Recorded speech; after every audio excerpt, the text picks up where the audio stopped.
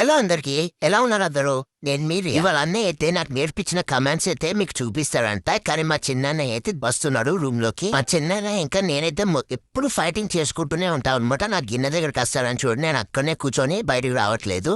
అదే కానీ ఇక అన్నయ్య మరీ పిలుస్తున్నాను అయితే వచ్చేసాను. ఫస్ట్ అయితే యువర్ సిట్, ఇంకా సెకండ్ అయితే నేర్పించాడు అన్నయ్య. ఇంకా హైఫై కూడా ఇస్తాను నేను. అలాగనే ఇప్పుడైతే ఇది నీళ్ళు అనమాట.